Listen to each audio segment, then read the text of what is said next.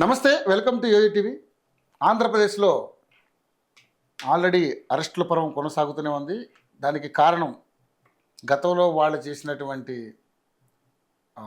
ఏదైతే రచ్చుందో, అంటే వైసీపీ ప్రభుత్వంలో ఉన్నప్పుడు ఒళ్ళుబాయి తెలియకుండా ఇటు చంద్రబాబుని కావచ్చు, అదేవిధంగా లోకేష్ బాబుని కావచ్చు, అదేవిధంగా పవన్ కళ్యాణ్ కావచ్చు, రకరకాలుగా ఏదైతే మాట్లాడారో అవన్నీ మనం చూసాం. సరే, ఇది ప్రభుత్వం ఇప్పుడు నిజంగానే చంద్రబాబు నాయుడు ప్రభుత్వం కక్షపూరితంగా వ్యవహరిస్తుందా అంటే దానికి ఏమాత్రం చంద్రబాబు నాయుడు గారు దానికి మన అంటే అలాంటి పరిస్థితికి దిగజారే పరిస్థితి ఉండదని అందరూ అనుకుంటున్నారు. కానీ ముఖ్యంగా చూసుకుంటే వల్లభనేని మాజీ అంటే మాజీ ఎమ్మెల్యే వల్లభనేని వంశీ ఏదైతే అరెస్ట్ అయ్యారో kidnap and attempt murder case కింద ఆయన్ని రిమైండ్గా దాదాపుగా 14 రోజులు విధించడం జరిగింది. సో నిజంగానే అంటే వల్లభనేని వంశీ విషయంలో కావచ్చు, అంతకుముందు చాలామంది 2-3 అరెస్ట్ విషయంలో కావచ్చు, ఈ ప్రభుత్వం కక్షపూరితంగా వ్యవహరిస్తుందంటూ కూడా ఇప్పుడు వైసీపీ దాన్ని విభేదిస్తున్నటువంటి విషయం మనం చూస్తూ ఉన్నాం. నిజంగానే మరి కక్షపూరిత రాజకీయాలకి తెరలేపిందా టీడీపీ ప్రభుత్వం? మరి నిజంగానే చేసిన తప్పుకి శిక్ష పడాలి కాబట్టి వీళ్ళని శిక్షిస్తుంది అనేది మనతో పాటు టీడీపీ సీనియర్ నాయకుడు శరత్ చౌదరి గారు ఉన్నారు. ఆయనతో మాట్లాడదాం. నిజంగానే మరి టీడీపీలో మరి నిజంగానే అంటే ఇలాంటి ఇంకా జరగబోతాయా ఏంటి అనేది, అంటే తప్పు చేసిన వాళ్ళకి ఇంకా శిక్షలు ఉండబోతున్నాయి అనేది ఆయన మాటలను తెలుసుకునే ప్రయత్నం చేద్దాం. సార్ నమస్తే. నమస్కారం. మొత్తానికైతే అంటే అధికారం ఎవరికి సొంతం కాదు. ఈరోజు వాళ్ళ టైం, మొన్న వాళ్ళ టైం వచ్చింది, ఇప్పుడు మా టైం వచ్చిందని అది అది అంటే మనకి రాజకీయాల్లో ఎప్పుడు ఏది కూడా ఎవరికి సొంతం కాదు. ఎప్పుడు ఎలా జరగాలో జరుగుతుంటుంది. సరే, అవకాశం ఇప్పుడు టీడీపీకి వచ్చింది, కూటమికి వచ్చింది, ప్రభుత్వం తన పని తాను చేసుకుంటూ వెళ్తుంది. ఈ మధ్య కూడా చూశాను కొన్ని రోడ్లు బాగా వేస్తున్నారని చాలామంది ప్రజలు మాట్లాడడం, కొంత అభివృద్ధి వైపు చంద్రబాబు నాయుడు. కానీ మధ్యలో ఆయన పథకాలు ఇప్పుడప్పుడే సాధ్యం కావు, సూపర్ 6 ముందు అభివృద్ధి మీద ఫోకస్ చేస్తామని అనడం, దాన్ని వైసీపీ ప్రభుత్వం కొంచెం మసాలా కలిపి దాన్ని కొంచెం డిఫరెంట్గా బురజల్లే కార్యక్రమం చేయడం జరిగిపోయినాయి. కానీ ఇప్పుడు అరెస్టులు అనేది కొత్తగా చూస్తాం. అంటే కొత్తగా ఏం కాదు, అరెస్టులు అనేది తప్పనిసరి జరగాలి, జరుగుతున్నాయి. ఏంటి అంటే నిజంగానే కక్షపూరిత అంటే మా మీద ఇలాంటి అవాకులు చవాకులు పేల్చారు కాబట్టి అరెస్ట్ చేస్తున్నారా, లేకపోతే నిజంగా తప్పు జరిగి వాళ్ళ నిందారోపణ ఎదుర్కొంటూ వాళ్ళు శిక్షార్హులు కాబట్టి శిక్ష విధించబడుతుందా, ఏంటి ఏం చేద్దాం అనుకుంటుంది అసలు? రవి గారు, ముందుగా ఇందులో ఈ అరెస్ట్లో నిన్న జరిగిన వల్లభనేని వంశీ అరెస్ట్లో ఏ విధంగా కక్షపూరితం అంటున్నారని అనేది ఆ వైసీపీ వాళ్ళ విజ్ఞతకే వదిలేస్తారు. ఎందుకు అని అంటే టీడీపీ ఆఫీసు ధ్వంసము లేదా తగలబెట్టే కేసులో వంశీని అరెస్ట్ చేయలేదు. అందులో ప్రధాన నిందితుడిగా ఉన్నాడు కార్యకర్తలు, అందులో ప్రధాన నిందితుడు 71వ నిందితుడు. 71వ నిందితుడు. ఆ కేసులో ఇతన్ని అరెస్ట్ చేయలేదు. పార్టీ క్యాడర్ కావచ్చు, లీడర్స్ కావచ్చు, అందరూ తల్లిలా భావించే భువనేశ్వరమ్మ గారిని తిట్టిన కేసులో వంశీని అరెస్ట్ చేయలేదు. అది మరి దారుణం లేండి. అది మేము ఎక్కడ కక్షపూరితంగా అరెస్ట్ చేసాము అని అంటే ఈ రెండిట్లో దేన్న మా పార్టీ మీదకి వచ్చాడని మేము అరెస్ట్ చేస్తే అది కక్షపూరితం. ఓకే, మా నాయకుడు చంద్రబాబు నాయుడు గారి భార్యని తిట్టాడు, అంతమంది ముందు అవమానించాడు కాబట్టి మేము అరెస్ట్ చేస్తే అది కక్షపూరితం. కానీ ఈ కేసు, నిన్న అరెస్ట్ అయిన కేసు ఏదైతే ఉందో తనంతరకు తనుగా కొని తెచ్చుకున్న కేసు. అది ఎవరు పోయి అరెస్ట్ చేసింది, లేక మనం పోయి టీడీపీ వల్ల ప్రేరేపిత కేసు అయితే కాదు. ఎందుకంటే 2022లో కార్యాలయం తగలబెట్టి పట్టాభి గారిని ఇబ్బంది పెట్టిన విషయం మనందరికీ తెలిసిందే.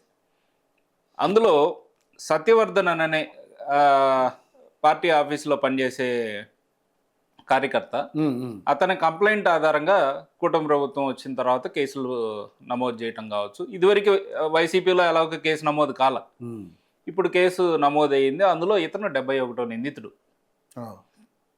అందరూ బెయిల్ అప్లై చేసుకున్నారు, చాలామందికి బెయిల్స్ వచ్చినాయి. కాకపోతే ఇక్కడ జరిగిన విషయం ఏంటంటే ఫిబ్రవరి స్టార్టింగ్లో ఫస్ట్ వీక్లో సత్యవర్ధన్ని వంశీ అనుచరులు కిడ్నాప్ చేశారు. కిడ్నాప్ చేసి భయభ్రాంతులకు గురి చేసి అతన్ని హైదరాబాద్ కూడా తీసుకొచ్చారు. మై హోమ్ భుజాలో వంశీ ఎక్కడైతే ఉంటారో అక్కడికి కూడా తీసుకొచ్చి ఫస్ట్ 10 లక్షలు ఇస్తాము అని చెప్పేసి డబ్బా ఆశ చూపించారు. నువ్వు కేసు విత్డ్రా చేసుకుంటున్నట్లుగా చెయ్యి అని. ఆయన దానికి ఒప్పుకోలే. సరే, ఫ్యామిలీ మొత్తాన్ని చంపేస్తాం, ఇంక్లూడింగ్ నిన్ను కూడా చంపేస్తాం, నువ్వు ఇప్పుడు పోయి కేసు విత్డ్రా చేసుకుంటావా, చేసుకోవా అని అంటే అతను సత్యవర్ధన్ ఇక విధిలేని పరిస్థితుల్లో భయభ్రాంతులకి గురి అయిన తర్వాత వాళ్ళ అనుచరులతో పాటు వాళ్ళ కారులోనే విజయవాడకి చెందిన వంశీ అనుచరుల కారు 333 నెంబర్, ఈ కార్ నెంబర్ కూడా ఆ కోర్టు ఆవరణలో ఎప్పుడైతే సత్యవర్ధన్ వచ్చి కేసు నేను పెట్టలేదు అని భయంగా మాట్లాడి విత్డ్రా చేసుకుంటున్నాను అని చెప్పాడో అప్పుడు రికార్డ్ అయిన విజువల్స్లో ఉన్న కార్ నెంబర్ అది. వచ్చాడు, విత్డ్రా చేసుకున్నారు. మళ్ళీ విత్డ్రా చేసుకున్న తర్వాత కూడా అతను వదిలేసిన పరిస్థితి ఏం లేదు. అతను మళ్ళీ వైజాగ్ తీసుకెళ్ళటము, వైజాగ్లో ఒక ప్లేస్లో హైడ్ చేయటము, తర్వాత అక్కడి నుంచి మళ్ళీ ఇంకో ప్లేస్కి మార్చటము, ఇవన్నీ మార్చేటప్పుడు వాళ్ళ సోదరుడు కిరణ్ అనే అబ్బాయి మా అన్నయ్య 3 రోజుల నుంచి కనిపించట్లేదు, ఇదివరకు వీళ్ళు వచ్చి తీసుకెళ్లారు అని చెప్పి ఒక కంప్లైంట్ ఇచ్చారు. సత్యవర్ధన్ ఎవరు? ఒక ఎస్సీ సామాజిక వర్గానికి చెందిన ఒక అబ్బాయి. సో అతన్ని అటెంప్టివ్ మర్డర్ అంటే కిడ్నాప్ చేసి కొట్టి ఆల్రెడీ కోర్టులో ఒక కేసు నడుస్తుంది, కోర్టు సమక్షంలో ఒక కేసు ఉంది. ఆ కేసులో ఇంతమంది ఒక 80 మంది దాకా ముద్దాయిలు ఉన్నారు అని అంటే ఆ కేసుని ప్రభావితం చేయటమే కదా ఇది ఈ చర్య అని అంటే. ఇప్పుడు అతన్ని ప్రభావితం చేసి అతన్ని కిడ్నాప్ చేసి అతన్ని కొడతాము చంపుతాము అని బెదిరించి, అది కూడా ఏంటి ఒక ఎస్సీ సామాజిక వర్గానికి చెందిన ఒక వ్యక్తికి ఇన్ని చేసినప్పుడు ఆ విషయం ఇప్పుడు మాకు వాళ్ళందరికీ బెయిల్ రావడంతో ఒక అనుమానం వచ్చింది, ఏంటి ఏం జరిగింది, కేసు ప్రాపర్గా ఉంది. మరోవర్ అతను మన ఆఫీస్లో పనిచేసిన అతనంతటా అతను ఎలా విత్డ్రా చేసుకున్నాడు అని అన్నప్పుడు ఈలోపు వీళ్ళ సోదరుడు కిరణ్ వచ్చి కంప్లైంట్ ఇవ్వటం, ఆయన ఫోన్ సిగ్నల్స్ కావచ్చు, ఇప్పుడున్న టెక్నాలజీ మీకు తెలుసు, అందులో చంద్రబాబు నాయుడు గారు అంటేనే టెక్నాలజీకి పెట్టింది పేరు. సో ఎక్కడెక్కడ ఉన్నారు అని అనేది మొత్తం ఎంక్వైరీ డీటెయిల్స్ అన్ని తీసుకున్న తర్వాత ఇతను వైజాగ్లో ఉన్నాడు, బంధించబడ్డాడు, ఇదివరకు వచ్చాడు, అన్ని డీటెయిల్స్ స్వీకరించుకొని ఒక 4 టీమ్స్గా ఫామ్ అయిపోయి కొంతమంది వైజాగ్ వెళ్ళిపోయారు. ఇమీడియట్గా మళ్ళీ అతను తీసుకొస్తున్నాడు అని అంటే ఇక్కడ వంశీ ఎక్కడ తప్పించుకుంటాడు అంటే వెంటనే ఇక్కడికి వచ్చేసి ఇక్కడ మన రాయదుర్గం పోలీస్ స్టేషన్లో ఇక్కడ ఉన్న తెలంగాణ పోలీస్ వారితో కూడా సమన్వయం చేసుకొని వీళ్ళ పర్మిషన్ కూడా తీసుకొని, ఎందుకంటే పక్క రాష్ట్రంకి వచ్చి మనం అరెస్ట్ చేస్తున్నాం, అవును, మనం కొన్ని ప్రోటోకాల్స్ పాటించాలి. డెఫినెట్లీ ఇదివరకు వాళ్ళు హయాంలో ఉన్నప్పుడు రఘురాం కృష్ణరాజు కేసులో ఇట్లా జరిగిందా? లేదు కదా, వచ్చారు ఎత్తుకొని వెళ్ళిపోయారు. కానీ ఇక్కడ అలా కాదు, కక్షపూరితం అంటే ఇందాక మీరు కక్షపూరితంగా చేస్తున్నారా అని అడిగారు కాబట్టి నేను చెప్పాను. ఇదంతా కక్షపూరితంగా చేసే పని అయితే అన్నీ ఒక్కొక్కరి దగ్గరికి వెళ్ళి అప్లికేషన్లు ఇచ్చుకుంటా వాళ్ళందరినీ కూడా తీసుకొని వాళ్ళని కూడా సానుకూలంగా తీసుకొచ్చుకొని రాయదుర్గం పోలీస్ స్టేషన్ నుంచి ఒక ఎస్ఐని 5 కానిస్టేబుల్ని తీసుకొచ్చి వాళ్ళ సమక్షంలో అరెస్ట్ చేసి తీసుకెళ్ళరు. సో ప్రభుత్వం, కూటమి ప్రభుత్వం ఏదైతే ఉందో ప్రాపర్గా న్యాయాన్ని చట్టాన్ని గౌరవిస్తుంది. అట్ ద సేమ్ టైం ఇతను చేయకూడని పనులు ఎన్నో చేశాడు, ఇదొక్కటే కాదు. ఇప్పుడు అరెస్ట్ చేసింది అయితే ఇతను రీసెంట్గా పాల్పడిన ఈ కిడ్నాప్ అండ్ SC/ST దీని కింద ఇతన్ని అరెస్ట్ చేయటం, అదుపులోకి తీసుకోవడం జరిగింది. ఎక్కడో 71 నిందితుడిగా ఉండాల్సిన ఇప్పుడు A1గా తయారయ్యాడు అంతే. అది ఎందుకంటే ఇతను ప్రేరేపించాడు కాబట్టి. మామూలుగా అయితే ఆ కేసులో ఇతన్ని ఎప్పుడు అరెస్ట్ చేస్తారనేది ఎవరికి తెలియదు, బెయిల్ వస్తుంది. ఎందుకంటే ముందు వాళ్ళందరికీ బెయిల్ వచ్చింది కాబట్టి ఎక్కడో 71 నిందితుడిగా ఉన్న అతనికి బెయిల్ రావడం పెద్ద విషయం కాదు కదా. కాకపోతే ఏంటంటే నిన్న వారి ప్రెస్ మీట్ చూస్తే వారి భార్యది, వంశీ గారి భార్యది, ఆమె క్లియర్గా చెప్పారు, నేను ఫస్ట్ టైం బయటకు వస్తున్నానండి, nature will take its own call, ఎవరైనా తప్పు చేసిన వారిని నేచర్ వదిలిపెట్టదు, ఎవరు వదిలిపెట్టినా. మరి ఆవిడ ఎవరి గురించి చెప్పారనేది నాకైతే అర్థం కాలేదు. కానీ ఇప్పుడు ఆ ప్రకృతిని, ఎందుకంటే వంశీ వల్లభనేని వంశీ 2 సార్లు ఎమ్మెల్యే అయ్యి 2014, 2019, 14 అయితే ఏదో ఇంకా మా పార్టీలో చంద్రబాబు నాయుడు గారితో పాటు ఉండటం జరిగింది. కానీ 19లో ఎప్పుడైతే కూటమి ప్రభుత్వం ఓడిపోయిందో వెంటనే కండువా మార్చలేదు, మళ్ళీ కండువా మార్చకుండా తెలుసు పార్టీకి అగెన్స్ట్ గా అయిపోయి అటుపోయి కొండలు కావచ్చు, గుట్టలు కావచ్చు, చెరువులు కావచ్చు, ఇక గ్రావెల్ కావచ్చు, ఇక అన్ని తవ్వుకుంటా పోయాడు. దగ్గర ఒకటి మాకు అంటే తెలియని అంశం ఒకటి ఉంది, అంటే నిజంగానే వల్లభనేని వంశీ అంటే కరుడు కట్టిన టీడీపీ వాది. అంటే చంద్రబాబు నాయుడు విషయంలో కావచ్చు, జూనియర్ ఎన్టీఆర్ విషయంలో కావచ్చు, చాలా, ఎందుకంటే సినిమాలు చేశారు, ఆయన ప్రొడ్యూసర్గా వ్యవహరించారు, టీడీపీలో చాలా మంచి నాయకుడు ఆయన వల్లభనేని వంశీ అంటే. మరి అటువంటి వాడు ఎందుకు సడన్గా టీడీపీకి ఎగ్నెస్ట్ అయ్యాడంటారు? అది ఎవరు డ్రామానేనా? ట్రాప్ అది. ట్రాప్. వైఎస్ఆర్సీపీ ట్రాప్లో అధినాయకుడు జగన్మోహన్ రెడ్డి చేసిన ట్రాప్లో కొడాలి నాని కావచ్చు, తద్వారా ఆయన ద్వారా వల్లంనేని వంశీ కావచ్చు పడ్డారు. మరి ఈరోజు ఎందుకు బయటికి రావట్లేదు వైఎస్ఆర్సీపీ నాయకులు ఎవరు? మీరెవ్వరు వల్లంనేని వంశీ కేసు గురించి బయటకు వచ్చి మాట్లాడద్దు అనే హుకుం ఎందుకు జారీ చేశారు? మాట్లాడాలి కదా. మరి ఆయన్ని పార్టీ కోసం ఎంత చేశాడు అర్థం అవ్వాలి కదా. ఏ విధంగా వాడుకొని వదిలేస్తుంది వైఎస్ఆర్సీపీ అనేది ఈ దెబ్బతోటి అర్థమైపోతుంది. ఎందుకంటే నిన్నటి నుంచి ఎవరు వచ్చి పలకరించిన పాపాన పోలేదు. ఓకే సరే, వాడుకుని వదిలేసిన పక్కన పెడితే వైసీపీలో ఉన్నప్పుడు ఉల్లిపాయ తెలియకుండా ఇష్టం వచ్చినట్టు ఆ మాటలు ఎంత పెద్ద నింద వేశారనేది వాళ్ళు ఎందుకు ఆ విచక్షణ కోల్పోయి ఉంటారంటారు సార్? అక్కడి నుంచి ఎఫెక్ట్ అంత గట్టుకుని ఉంటుంది అంటారు. ఎప్పుడూ కూడా నిన్న వారి భార్య చెప్పినట్లుగా ప్రకృతికి స్త్రీమూర్తిని అవమానిస్తే ఆ రెండు విషయాలకి అతీతులు ఎవరూ లేరు. ఆడవారిని బాధ పెట్టిన వాళ్ళైనా ప్రకృతిని చెరబట్టిన వాళ్ళైనా ఇమీడియట్గా శిక్షార్హులు. వాళ్ళకి టైం అనేది రాదు. ఇంకా 2009లో చూశారు, ఏమి కనిపించలా.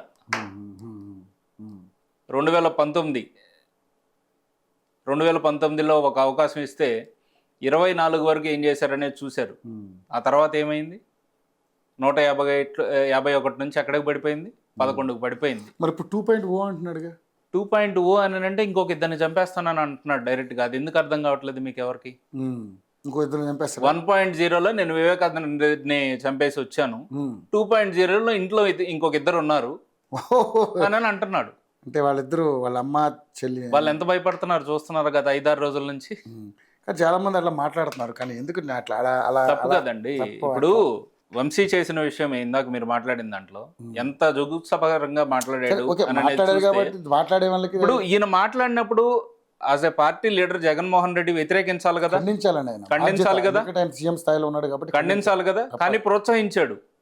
ఏ విధంగా ప్రోత్సహించాడు? ఓన్లీ ఈ ఒక్క విషయం అనే కాదు, బయటకు వాళ్ళ సొంత చెల్లెల విషయంలో కూడా ప్రోత్సహించాడు. బయటకు వచ్చిన వాళ్ళందరూ కూడా ఈరోజు బయటకు ఏం మాట్లాడుతున్నారంటే, చాలా ఇంటర్వ్యూ నేను చూస్తున్నాను.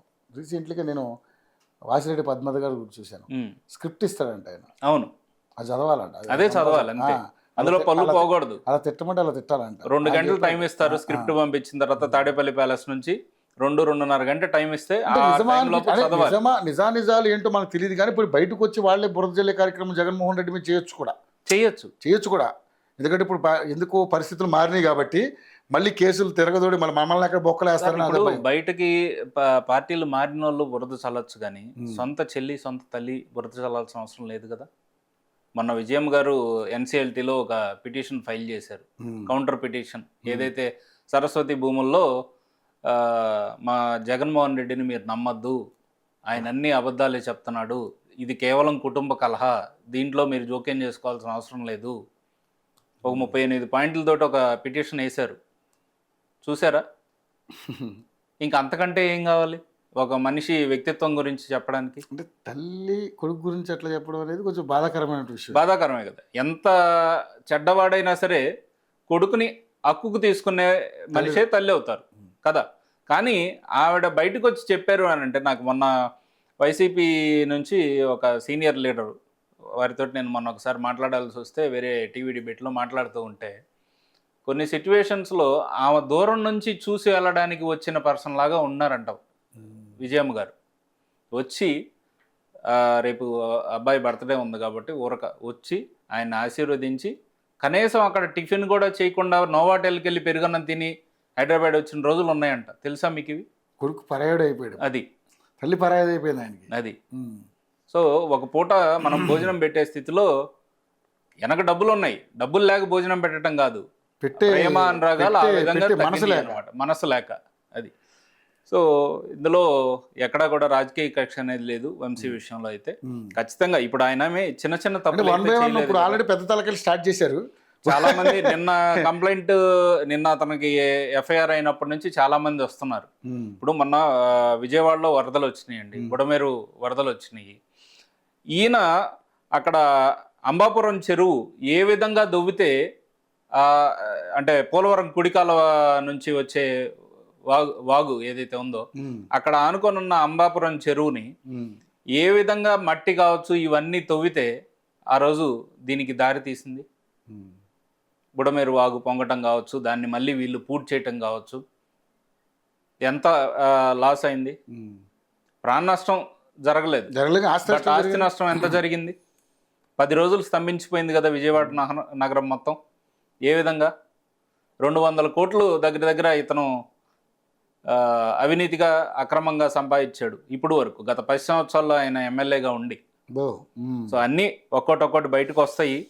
అదే కాకుండా ఏంటంటే ఇతను వల్లభనేని వంశీ ఉమ్. బ్రహ్మలింగం చెరువు కూడా కంప్లీట్గా మొత్తం తవ్వి అక్కడ ఉన్న గుడిని కూడా కూల్చేశాడండి. దీన్ని కూడా లోతుగా విచారణ చేయాల్సిన అవసరం ఉంది. ఉమ్. అక్కడ ఉన్న ఒక గుడిని కూల్చి, ఏం గుడి అండి అది? గుడి ఆ చెరువు దగ్గర ఉన్న సమీపంలో ఉన్న గుడిని దాన్ని కూడా కూల్చేసి ఆ విగ్రహాలను వేరే దగ్గర పెట్టాడు అని అనేది ఒక వార్త చూశాను.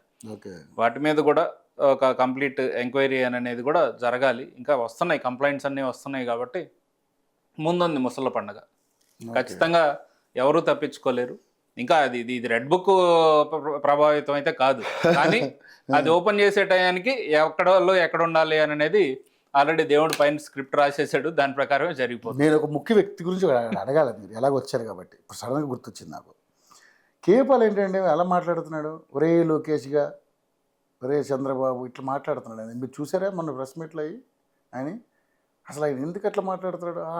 పవన్ కళ్యాణ్ కూడా ఇమిటేట్ చేస్తున్నాడు, ఊగిపోతున్నాడు. కేపాల్ గారు యాక్చువల్గా ఆయన వైసీపీకి సానుభూతి పడ్డే కదా. ఎందుకు అవుతాడు? ఆయన వైసీపీ సానుభూతి పడ్డే. ఇదే వైఎస్ఆర్సీపీకి ఏదో మన వైఎస్ రాజశేఖర రెడ్డి పక్కా ఎగ్నెస్ట్ కదా. అదే ప్రెస్ మీట్ లో ఈయన అన్నాడు, ఓపెన్ గా చెప్పాడు, జగన్ నువ్వు నా దగ్గరికి రా, నేను ప్రేయర్ చేస్తాను అని చెప్పాడు. నేను కూడా జగన్ కలుస్తాను, కలిసే ఆలోచనలో ఉన్నాను అని. అంటే ఆయన సానుభూతి పడ్డ అని డైరెక్ట్ కనిపిస్తుంది కదా. అదే ఇప్పుడు మారాడా లేకపోతే గతంలో కూడా అట్లా సానుభూతి ఉందండి. 2019కి ముందు నుంచే ఆయన వైసీపీకి, జగన్మోహన్ రెడ్డికి. మరి వైసీపీకి అలా ఉన్నప్పుడు మొన్న ఎందుకు కన్ఫ్యూజన్ చేశాడు? కన్ఫ్యూజన్ ఎందుకు చేశాడు? హెలికాప్టర్ పెట్టి పార్టీ రంగులు కూడా ఆయన కండవాల రంగులు అయ్యే వచ్చేటట్లు ఇదంతా ఏంటంటే కొంచెం కన్ఫ్యూజన్ చేయడానికి, టీడీపీ ఓట్లు కొంచెం చేర్చడానికి, వీళ్ళని కన్ఫ్యూజన్ లో పెట్టడానికి చేశాడు అంతే.